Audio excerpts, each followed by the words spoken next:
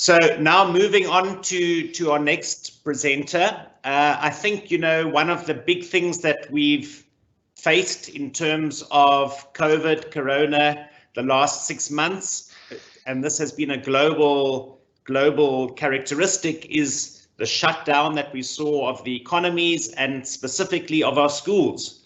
And I think different countries have tackled this problem a bit differently. Certainly when I watch CNN and President Trump, it's becoming quite a political thing in the States, him trying to push the schools to open, some of the states pushing back to say the virus is still, a risk problem. And this is certainly a debate that's also I've experienced around the dinner table many times over the last month or two, parents debating the pros and cons of schools opening and closed. On top of that, I think one's also got to be very aware that there are different types of schools in South Africa, your wealthier ones and your not so wealthy, and the wealthy kids have benefited by Zoom classes, etc. But nobody else better to give a view on this. So we have Professor Piet Naudé from the Stellenbosch Business School. He's also director of the school, professor of ethics, and a previous presenter at some of our net group conventions. And we've asked him to just give his views on the schooling system, opening up of the schools from a moral and ethical perspective as well. So Professor Piet Naudé, I'll hand over to you. Hi, thank you, Trevor. Can you all hear me? Is everything fine from my side? Yeah, thank you very much. And you can see I chose a very specific backdrop. The playful kind of children at school, I hope. And firstly, thank you to Nabila Ghani for assisting me to get onto this very complicated system. I must say, we do teaching online and our systems are a little bit easier, but I'm on and I'm very happy to be here. Well, 15 minutes, I'll use about 10, 11, Trevor, to just give a very sharp view on this. Firstly, let me say, to link up to our president, the third virus in our country is the failing and ineffective and low quality school education system that we've built since 1994. We've got the data to show that we are failing generations upon generation of school leavers with giving them an inadequate, an inappropriate and a low quality education. The data is there for all to see. If you look at all the data around our literacy and numeracy levels compared to the rest of the world, South Africa really has its head to hang in shame. The fact that we don't see the immediate economic impact of that, like when you close down sales of alcohol, doesn't mean that it's not a virus that is slowly infecting the social and economic fabric of our country. Firstly, then, to say there are 14.2 million learners in South Africa in about 24,000 public schools of various forms, and about 2,500 of those are independent schools. Not all of them rich, but mostly they are. So the decision to close down schools affects, Trevor, a very high proportion of the population. 14.2 million children, add in their parents, add in the teachers, add in the support staff in the schools, add in the grandparents. And we talk here about a decision in a population of 59 million, are probably around half of the population affected. So it is a huge disruptor and a very important decision to take. So what happened? On 27th of March, when our country realized that the coronavirus reached us from Europe, probably from a ski resort in Italy, and we saw the infection rate rises, our president, I think rightly so, locked down the country completely under what we call level 5. At that point, it was perfectly justified.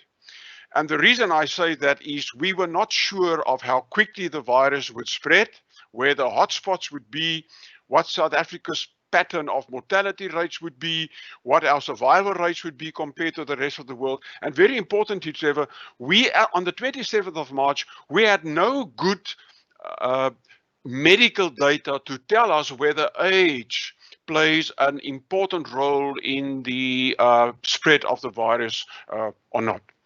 So At that point, I think it was a valid decision. We had to find the data on the basis of which to take these decisions. And in this time, to make it very short, Trevor, we have 3 ethical obligations as a state towards the school system, whether public or private. Firstly, we have, in terms of the Constitution, the protection of life and the protection of vulnerable people. And remember, children are not adults. They are legally not able to take their own decisions. We decide for them. In all research and ethics, they would simply be seen as a vulnerable group, and therefore one has to be very careful when you take a decision on their behalf. So what happened after that? We got the data. And Prof. Glenda Gray, which is, by the way, the CEO of the South African Medical Research Council, she's also a pediatrician studying child health and herself a parent.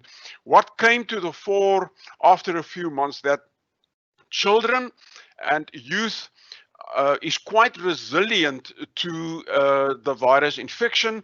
And according to the data that we have for past years, they are more likely to catch the common flu than to be infected with the coronavirus. The second thing that we found was, where does infections happen? And we found that if one puts in place basic preventative measures in the school, testing, mask, and so forth, which is not rocket science, schools are actually extremely low transmission sites. You're far more likely to attract the virus in a 100% full taxi, in a shopping mall, or in a club, or in a sporting team.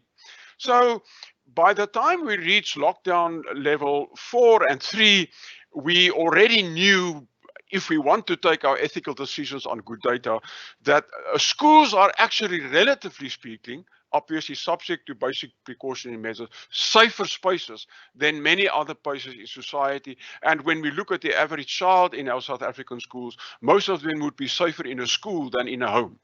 And that is the first part. So if we say our first ethical obligation is to take a decision for vulnerable people and protecting their lives, I think reopening schools in whatever way, I'll come to that a bit later, would be fully justified based on the data that we had a little bit later in the virus history of South Africa. The second ethical duty, and the Constitution is clear, you can protect life, but it can be a miserable life. So we talk about first order right to life, but we also talk about second order rights, socioeconomic rights, educational rights, the right to certain basic services in society. And there I think one has to take into account that up to last week, on average, we've lost between 6 and 12 weeks of school days, depending on the grade that the child would be in. And we know from data that the longer children do not actually attend school, the less likely it is that some of them will in the end return. And the reason why I say that is the dropout data of children beyond the age of 60, specifically boys, are extremely high in South Africa. They become a huge burden in society because they've not even passed matric. Their chances to enter the economy is very low, and it becomes a huge burden in the longer term, socially and both economically. So if you lock down schools, you must keep in mind the context of our education system, and that is, will people and pupils return to the school after a while? And by the way, if you close it over this time with no education in between, you simply reinforce the third virus that has been coming for a long time. Low quality and a very inefficient system in terms of throughput. And I think that is ethically totally unacceptable. A second issue around the quality of life, Trevor, is schools are for many children a very important social development spaces. Remember, we that sit in this webinar are part of the 2% high earners in South Africa. We privileged people.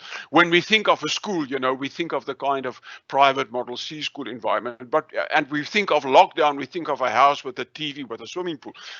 Let us not forget that for many young children who are locked up, in whatever home environment would be, that is not an environment conducive to good social and personal development. I don't have South African data, Trevor, but we do have preliminary data from other countries that there's a significant increase in asocial behavior and maladaptation and even mental health amongst children that are locked out of the social system of a school over a long period of time. That, I think, in South Africa is a crucial point, and I think we need to think very carefully about the social development implications of a total lockdown of the schools. And then the third aspect about the quality of life is a question of simply you have to eat. And we know that 50% of South Africans roughly are seen as poor. We know how many of our social grants are actually paid to support children, 17, 18 million per month, about of which 11 million will go to children. I think a fantastic effort of our country to provide a kind of social safety net. But schools are also places of food security for many children. If you lock them simply down and you don't replace the food system, we already have the data from our dietitians that the stunting of our children between the ages of 5 and now 9 is totally unacceptable. So the big second ethical argument for opening schools is the second order socioeconomic rights of social development, the right to basic education and food security. Lastly, that's my third point, Trevor, is the ethical duty to relevant education. The big problem with South Africa's education system and why it's failing us, it is inappropriate for our economy. Any good education system in countries that have successful education systems have a very small so-called academic school component and a very large technical vocational schooling system. You can go to Germany, you can go to Singapore and those places. We have a completely wrongly structured a school education system. And by the way, I'm in a university. We also have far too many universities and far too few TVE colleges. We only have 50 public TVET colleges and 26 public universities. There should be 200 TVET colleges. And in my view, I know it is controversial. I don't think South Africa needs more than about 10 to 11 good universities. So what the virus did was, Trevor, it provided us with a unique opportunity to turn the so-called fourth industrial revolution technical-based education into reality. Now, let me give you the facts. Only 40.9% of public schools, the figure is from 2016, it might be slightly higher now, only 40.9% of public schools have access to computers for their learners. 60% don't have it. If you lock the schools down, you have a fantastic opportunity to turn that whole situation around and make sure that the data capabilities, the digital capabilities of our children is enhanced. But there is an opportunity. According to Statistics South Africa, 75.9% of households in South Africa have access to a mobile device that would enable the possibility of learning. So instead of running around and buying, 200,000, and amongst that there's crooks in them, that steal our money, laptops for everybody, we could have done a very simple transition to mobile learning. We've done it in business schools, we've done it in universities, it can be done. So I conclude. I think the closure of schools at the beginning was the right decision simply because we didn't have the medical data, we didn't understand the virus. Beyond a certain point, I think I can find no ethical justification to close the schools on a permanent basis in a physical sense, obviously on the condition that you manage the risk in a proper way. It does provide us with a fantastic opportunity to turn our learning much more into online, virtual and mobile learning.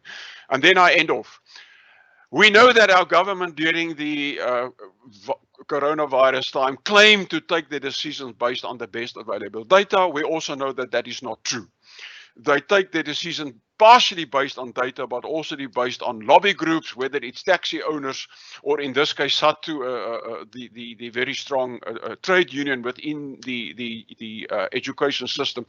And I do believe that there's an incentive for lobbying the opening of the schools because public schools, teachers get their salaries every month, whether they sit at home or whether they go to school. So in a way, you've got a disincentive to reopen the schools. Not for everybody. I don't want to blame them. I simply make a statement of human nature. If you have an incentive not to work, why would you work?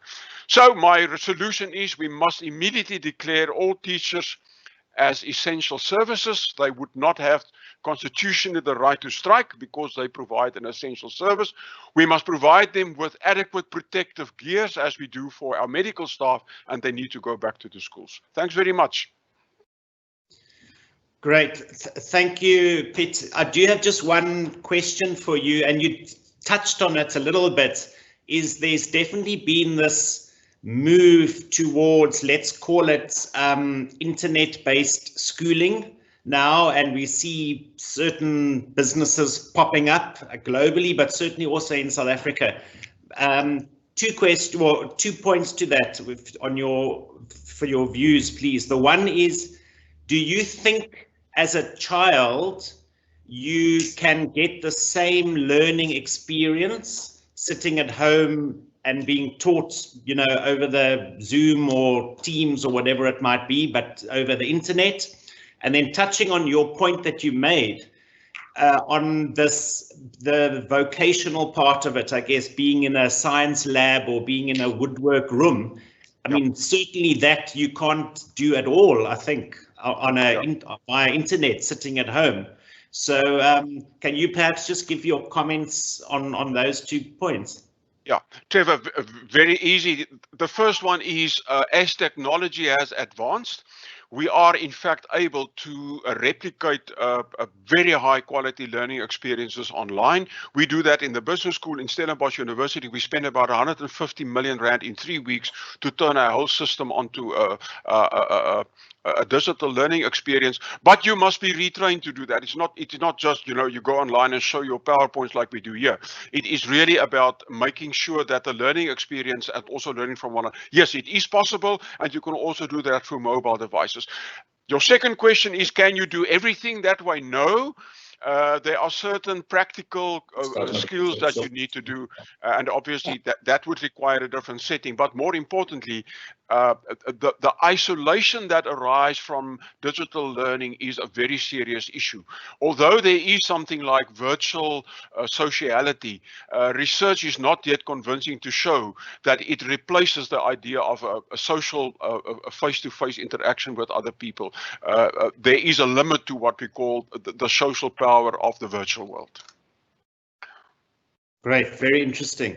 Well, thanks very much for that. It's certainly much food for thought there, and for certainly talking for myself, you raised a few points that I hadn't really thought much about, even having had many conversations on it. So thank you for your time, for the effort you put in there, and we appreciate it, and much food for thought.